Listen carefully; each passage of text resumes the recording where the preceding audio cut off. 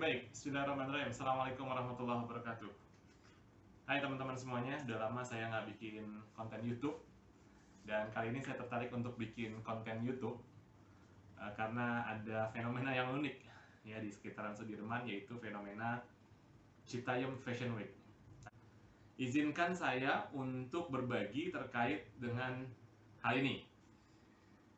Dan sebenarnya sudah banyak yang membahas Citayam Fashion Week, tapi rasa-rasanya baru sedikit yang membahas inti atau akar dari fenomena yang terjadi.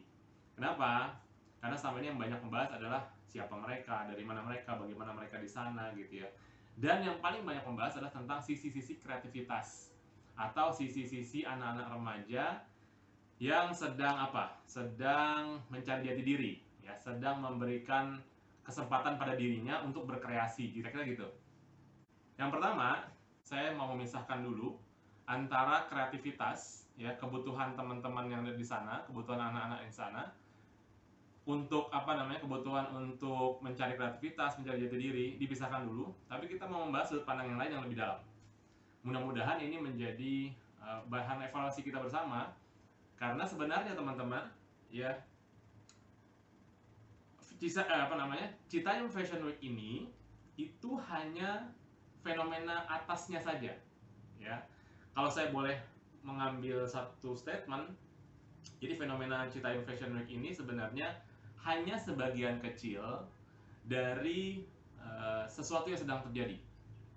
Jadi kalau saya bilang Citayam Fashion Week ini adalah dampak ikutan, ya, atau kejadian ikutan tentang, bukan kejadian ikutan pasca imunisasi ya, itu namanya KIPI yang main banyak vaksin lah. Tapi ini kejadian ikutan tentang sesuatu yang besar yang sedang terjadi di negeri ini. Kira-kira gitu. Nah, saya mau membahas tentang hal tersebut. Ya, ini pendapat saya pribadi, tapi sebenarnya saya berusaha seobjektif mungkin menyampaikan pandangan saya. Kira-kira gitu ya. Bahwa apa yang saya sampaikan murni pendapat saya, murni pandangan saya tanpa pengaruh apapun. Mudah-mudahan ini menjadi renungan atau evaluasi kita bersama. Baik. Yang pertama teman-teman semuanya, kita sudah mengetahui bahwa Citayam Fashion Week itu adalah sekumpulan anak-anak gitu ya, yang berkreasi dengan cara menampilkan busana-busananya, outfit-outfitnya, yang tentunya brand lokal menurut klaim mereka, dan berjalan di sekitar Duku Atas, zebra cross Duku Atas tersebut. Nah, mereka ini berasal dari kalangan Citayam gitu ya, dan daerah Citayam, Bojonggede, Depok, dan sekitarnya. Nah, sebelum kita membahas apa sih yang menjadi akar dari fenomena ini, ya, atau apa sih sesuatu besar yang sedang terjadi itu, kita bahas faktanya dulu teman-teman. Ini pengantar saja bahwa fakta ini sesuatu yang harus dibahas juga. Yang pertama, faktanya nih, saya sambil buka laptop teman-teman ya. Jadi faktanya mereka itu dari kalangan bawah, ya, mayoritas dari kalangan menengah ke bawah. Bahkan ada beberapa dari mereka yang hanya ongkos untuk pulang pergi naik kereta. Sampai sana mungkin minta jajanin temennya, mungkin bisa nebeng sama temennya, dan nggak jarang mereka tidur di sana. Waktu awal-awal ya. Sekarang walaupun katanya sudah ditertibkan, tapi rasa-rasanya itu masih terjadi. Jadi kita faktanya dulu. Faktanya adalah mostly kebanyakan dari mereka, walaupun sekarang karena sudah viral, banyak juga anak-anak orang kaya di sana gitu ya. Artis-artis, ya, Instagram, influencer gitu ya, selebgram ada di sana semuanya. Ya, sampai terakhir kemarin Mbak Imong yang akhirnya melepaskan pendaftaran hakinya gitu ya. Mungkin komunikasi terhadap publiknya kurang baik, jadi ada penolakan di mana-mana terkait dengan pendaftaran hak milik, ya, hak atas kekayaan intelektual terkait dengan Citayam Fashion Week ini. Tapi itu bukan bahasan kita hari ini. Yang kedua, sebagian dari mereka itu putus sekolah. Kita lihat saja yang sering nampil di TV siapa? Bonge gitu ya. Di TV One kemarin dia bilang kelas 3 SD kalau tidak salah, dia putus sekolah. Jadi ini faktanya. Kita tidak bisa menutup mata bahwa ini fakta yang terjadi dari Citayam Fashion Week. Yang ketiga teman-teman semuanya, mereka udah mengenal gaya pacaran yang luar biasa gitu ya. Sementara kita ketahui kita hidup di Indonesia, kita hidup di budaya timur, kita hidup di negara yang mayoritas muslim yang tentu ada aturan-aturannya. Bahkan negara kita Pancasila, berlandaskan Pancasila, yang poin pertama itu adalah ketuhanan yang Maha Esa. Tapi mereka menampilkan gaya-gaya pacaran yang luar biasa. Berpeluk-pelukan di TikTok, di Instagram gitu ya. Terlepas dari itu gimmick atau tidak, tapi itulah faktanya. Gaya pacaran mereka tuh luar biasa, yang kita harus, kalau saya sebagai ayah begitu, harus banyak mengelus dada dan istighfar, astagfirullahaladzim. Apakah ini fakta sebagian besar anak-anak kita, anak remaja kita gitu ya. Ini kita masih bahas fakta teman-teman, belum bicara apa sih isi pikiran saya gitu ya. Lalu apalagi faktanya? Nah ini yang fakta yang menarik, bahwa di sana banyak anak laki-laki yang berdandan seperti perempuan. Kalau bahasa sekarang itu tulang lunak. Orang tua mana sih ya yang mau anaknya seperti itu? Dan ini kan menjadi fakta tersendiri bahwa ada, mereka berlenggak-lenggok gayanya perempuan, tapi laki-laki. Atau mereka laki-laki dandanannya perempuan. Gaya-gaya perempuan, cara bicaranya perempuan. Ini bahaya kalau dicontoh sama anak-anak kita bahwa oh ternyata yang tenar itu begitu. Oh, itu faktanya ya. Jadi memang ada yang seperti itu. Dan kita harus tahu itu semuanya. Udah banyak yang bahas kok. Silakan aja cek di TikTok, di Instagram. Saya nggak akan bahas banyak di sini fakta-faktanya. Yang terakhir, fakta yang mencengangkan adalah mostly kebanyakan dari mereka adalah Muslim, teman-teman. Ya, beragama Islam. Ya karena memang kita tinggal di lingkungan di negara Muslim terbesar di dunia. Wajar ketika mereka yang ada di sana adalah kebanyakan Muslim, kebanyakan beragama Islam. Itu faktanya ya. Lalu fakta yang selanjutnya adalah hampir setiap hari mereka ada kegiatan. Hampir setiap malam ada kegiatan. Bahkan konon katanya sekarang sudah mulai ada gesekan dengan warga sekitar gitu. Tapi ini menjadi apa namanya? Menjadi fakta tersendiri. Sekali lagi ini fakta, kita baru bahas fakta ya. Tadi dari mulai awal sampai sekarang ini kita baru bahas faktanya. Bahwa mereka ya tiap malam ada kegiatan. Itu dulu, sampai sini dulu ya. Nah, kita sepakati dulu bahwa yang akan kita bahas ini adalah bukan, sekali lagi saya ulangi, bukan terkait dengan kreativitasnya, bukan terkait dengan masa-masa usianya yang sedang mencari jati diri, bukan. Kita mau menggali lebih dalam apa sih yang sebenarnya terjadi, apa sih yang sebenarnya sedang terjadi, gitu ya, sehingga memunculkan fenomena ini. Nah, teman-teman semuanya, nah, ya kita masuk apa yang akan saya bahas. Nah, ini sekali lagi izinkan saya berbagi terkait pandangan saya. Jadi kalau menurut saya ini adalah mereka-mereka ini, anak-anak ini yang ada di Citayam Fashion Week ini adalah korban, teman-teman. Korban apa? Korban dari beberapa hal. Jadi korban dari yang sedang terjadi ini sebenarnya. Yang pertama adalah korban dari terbatasnya pendidikan mereka. Ya. Korban dari apa? Terbatasnya pendidikan mereka. Yang kedua, korban dari kemiskinan. Nanti teman-teman bisa bantah, bisa argumentasi, silahkan saja. Tapi kita negara demokrasi begitu ya. Saya menyampaikan ini, mudah-mudahan keresahan ini menjadi evaluasi bersama gitu, menjadi evaluasi kita bersama sehingga kita bisa menemukan jalan keluar yang terbaik terhadap anak-anak ini. Ya. Yang ketiga, korban dari pendidikan agama yang juga sangat minim. Jadi ada tiga, teman-teman. Korban dari terbatasnya akses pendidikan, korban dari kemiskinan, korban dari terbatasnya pengetahuan agama atau terbatasnya keimanan. Ya, ini kalau dibahas panjang lebar bisa satu seminar, tapi saya singkat saja 3 poin tersebut. Ini saya sambil baca catatan saya di laptop gitu. Kita bahas yang pertama dulu. Bahwa mereka korban pendidikan yang terbatas dari akses ya. Aksesnya terbatas gitu, karena kita ambil contoh Bonge saja. Bonge itu kelas 3 SD katanya sudah putus sekolah dan dia lebih baik ngamen untuk membantu orang tuanya. Sementara Bonge itu hanya tinggal nggak jauh dari ibu kota. Ya dia bilang daripada karena saya nggak ada biaya, ya akhirnya saya harus mengamen gitu. Pertanyaannya, kalau pendidikan level 3 SD saja, kalau tidak salah mungkin bisa dikoreksi teman-teman, dia sudah nggak ada biaya, padahal jarak dia dari Jakarta ke Citayam itu nggak jauh, teman-teman. Ya buktinya mereka naik kereta. Itu menandakan apa? Menandakan ada kesenjangan yang terjadi antara pendidikan di Jakarta dengan pendidikan di daerah tersebut. Kita belum bicara daerah 3T loh ya. Kita belum bicara daerah yang terpencil, tertinggal gitu ya. Terluar ya kalau nggak salah, saya lupa ya. Nah, kita belum bicara yang 3T tersebut.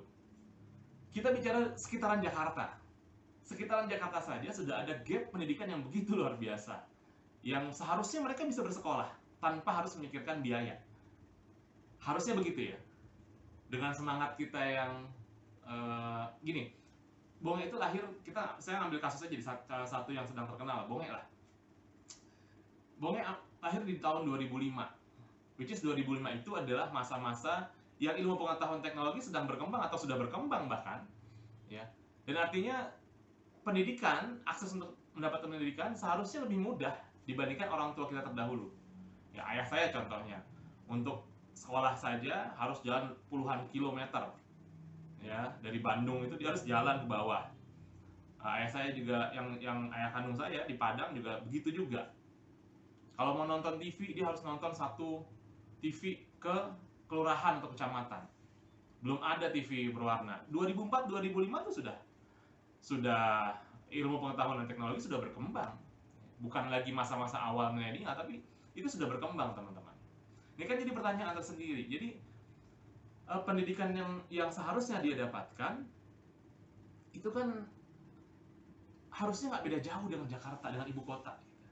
Tapi kenapa mereka sebenarnya ini terbatas akses pendidikannya dengan alasan bahwa dia nggak punya biaya? Ya, jadi bayangkan kalau ada gap pendidikan di antara itu. Itu yang pertama. Dari sisi terbatasnya pendidikan. Yang kedua, teman-teman, dari sisi mereka ini adalah korban dari kemiskinan.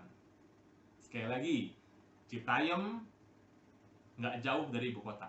Memang ibu kota Jakarta, ya ibu kota Indonesia gitu ya, Jakarta ini memang milik semuanya, tapi itu membuktikan bahwa mereka yang ada di sekitaran Jakarta itu masih ada level kemiskinan yang jomplang sekali, ada ketimpangan yang sangat jauh. Jelas kita bisa memahami bahwa penduduk Jakarta, ya, saya kebetulan penduduk Depok, teman-teman. Jadi saya gubernurnya Pak Ridwan Kamil. Walaupun kemarin di TV One beliau mengatakan pemerintah nggak usah terlalu banyak ikut campur terkait dengan Citayam Fashion Week. Nah, poin itu saya agak kurang sependapat dengan gubernur saya kali ini gitu ya. Nanti kita bahas ya kenapa nggak sependapatnya. Tapi memang Jakarta sekali lagi memang punya semuanya gitu. Bahkan Pak Mas Anies saja mengatakan Jakarta tuh milik semuanya. Itu membuktikan bahwa Jakarta milik semua. Betul, tapi kita mesti lihat yang lebih dalam lagi bahwa ini adalah korban dari kemiskinan. Kalau si Bonge nggak masuk dalam level menengah atau level bawah gitu ya, alasan-alasan dia tidak ikut sekolah karena dia terbatasnya dana, itu kan jadi hilang. Sementara Bonge ini berarti masuknya ke kemiskinan, ya, ke keluarga-keluarga miskin, teman-teman. Yang terakhir, Bonge dan kawan-kawan yang ada di Citayam Fashion Week itu adalah korban dari pendidikan agama yang terbatas. Nah, kalau pendidikan agama yang terbatas, ini balik lagi, teman-teman. Sistem pendidikan kita, ini saya buka ya. Kita bicara poin satu lagi, pendidikan, kemiskinan, dan terakhir adalah yang paling utama, ini adalah terbatasnya pendidikan agama atau minimnya pengetahuan terhadap agama. Padahal, ini kita bongkar ya, padahal kita lihat ya, di Undang-Undang Nomor 20 Tahun 2003 Sisdiknas, Sistem Pendidikan Nasional, ya, di bagian menimbang poin B, saya bacakan saja ya. Bahwa Undang-Undang Dasar Negara Republik Indonesia tahun 1945 mengamanatkan pemerintah mengusahakan dan menyelenggarakan satu sistem pendidikan nasional, catat baik-baik, yang meningkatkan keimanan dan ketakwaan kepada Tuhan Yang Maha Esa, serta akhlak mulia dalam rangka mencerdaskan kehidupan bangsa yang diatur dengan undang-undang. Artinya, teman-teman semuanya, pendidikan kita harusnya tujuan besarnya, big picture-nya adalah meningkatkan keimanan dan ketakwaan kepada Tuhan Yang Maha Esa. Tapi fakta yang terjadi, teman-teman silahkan mereka tanya, apakah mereka sholat? Yang sebagian muslim ya, kalau yang non-muslim silahkan saja. Tapi yang sebagian muslim tanya, apakah mereka sholat?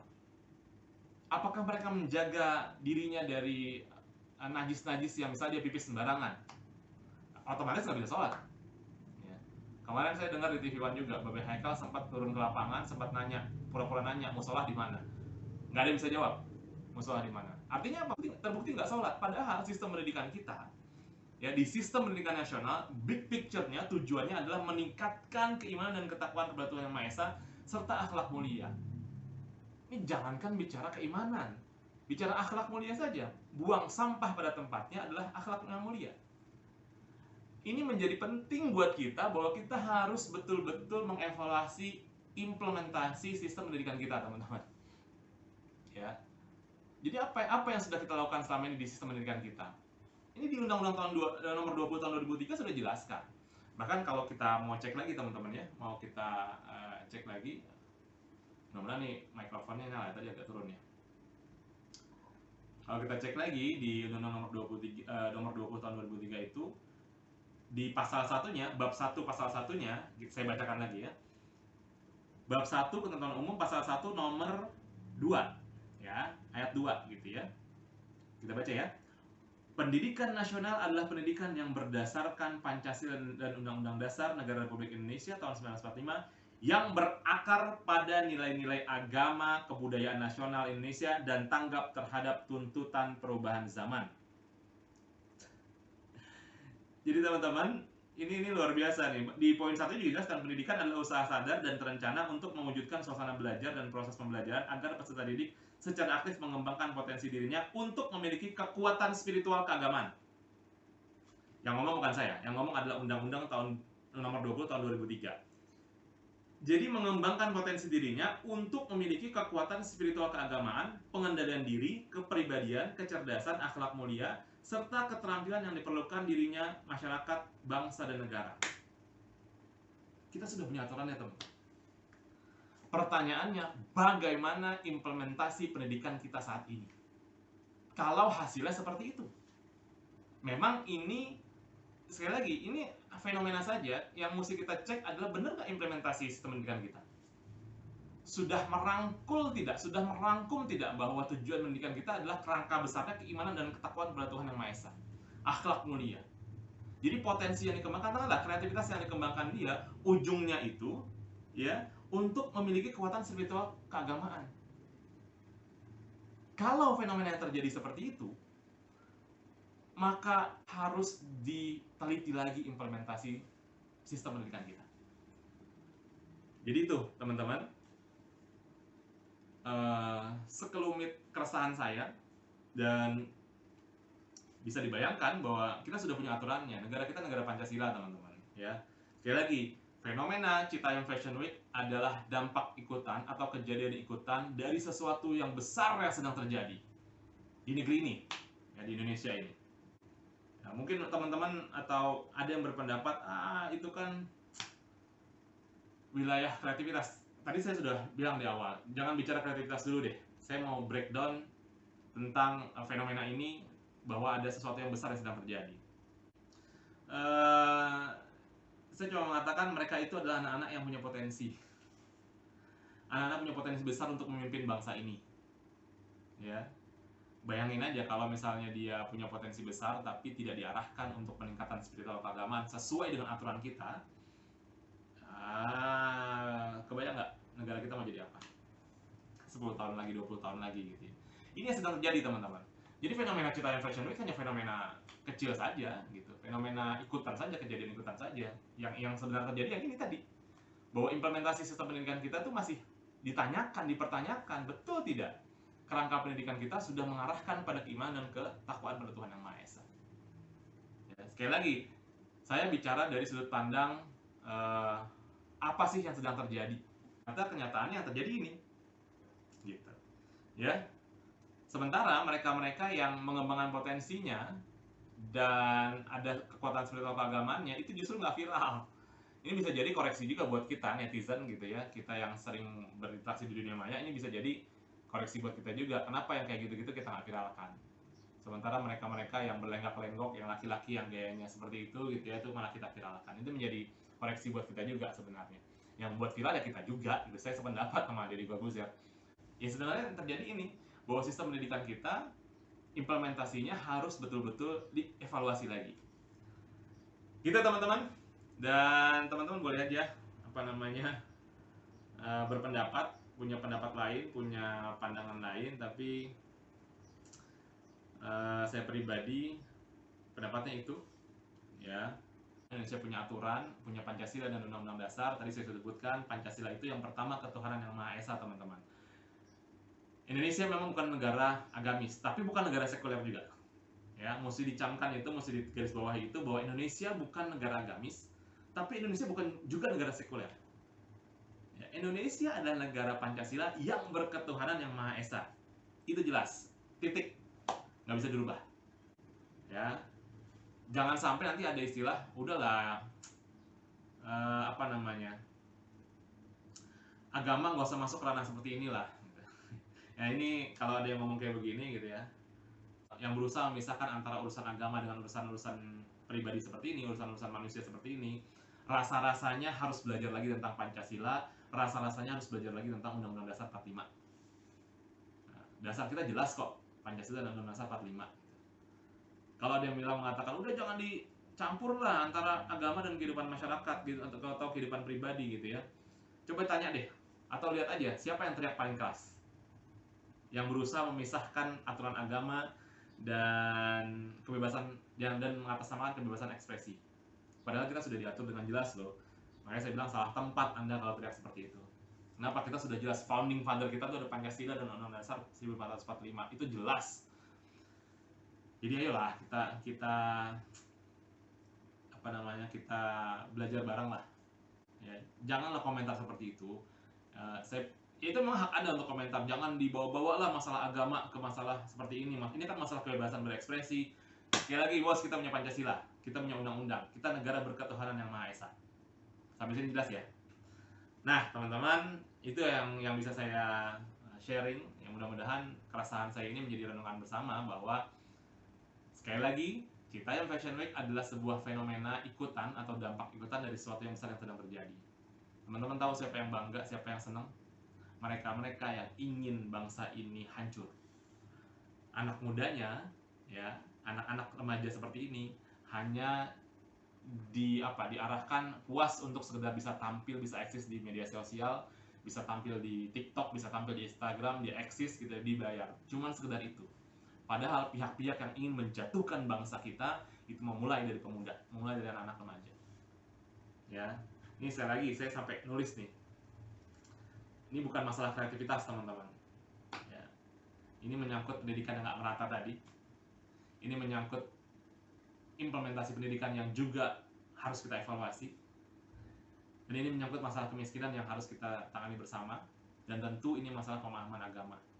Ya. Sebenarnya saya agak sedih kalau bicara anak-anak ini. Saya hampir 10 tahun berkecimpung di dunia pengembangan remaja, pengembangan kepribadian remaja begitu ya. 10 tahun lebih bahkan. Sekarang 2020, saya mulai 2010, sekarang 2022, berarti 12 tahun. Dan justru PR besar kita adalah anak-anak yang terbatas keuangannya, terbatas finansialnya, itulah mereka yang kurang akses untuk mendapatkan pengembangan kepribadian atau pengembangan diri. Ini menjadi PR bersama, bukan hanya teman-teman. Ini tugas besar saya pribadi sebenarnya, karena saya berkecimpung di dunia ini. Gitu. Seringkali kalau kita tawarkan, ini jadi PR juga. Mendingan saya nyari duit segala macam. Wah, itu luar biasa. Makanya saya nggak menyalahkan siapa-siapa. Tapi saya hanya menyampaikan bahwa jangan-jangan pendapat saya ini, pandangan saya ini bisa salah gitu ya. Jangan-jangan pandangan saya ini salah, tapi yang perlu kita ambil kesimpulannya adalah pandangan ini bisa jadi evaluasi buat kita bersama. Jadi teman-teman, kalau mau berbuat sama anak-anak tersebut, ayo coba balik lagi ke aturan dasar negara kita. Kita punya Pancasila, kita punya Undang-Undang Dasar. Jangan sampai anak-anak kita jauh dari Tuhannya, jauh dari Allah Subhanahu Wa Taala. Dan ini sekali lagi buat renungan bagi siapapun yang peduli terhadap bangsa ini, ya, terhadap peradaban manusia khususnya di Indonesia. Gitu ya teman-teman, mudah-mudahan bermanfaat. Sekali lagi saya nggak ada menyudutkan pihak manapun, saya tidak membantah kreativitas dan segala macamnya. Justru sebagai kesimpulan bahwa Citayam Fashion Week adalah fenomena ikutan atau fenomena yang terjadi sebagai hasil atau dampak ikutan dari sesuatu yang besar yang sedang terjadi. Apa itu? Tadi mereka adalah korban dari pendidikan, terbatasnya pendidikan begitu ya. Mereka adalah korban dari kemiskinan, mereka adalah korban dari minimnya pemahaman agama. Garis besarnya, lingkaran besarnya adalah, big picture-nya adalah implementasi pendidikan di Indonesia harus kita evaluasi bersama. Ya, padahal kita sudah punya acuannya, Pancasila, ketuhanan yang Maha Esa. Undang-Undang Nomor 20 Tahun 2003. Sudah ada acuannya semuanya. Pertanyaannya, apakah kita mau peduli terhadap kejadian yang sedang terjadi ini? Itu saja. Terima kasih. Assalamualaikum warahmatullahi wabarakatuh.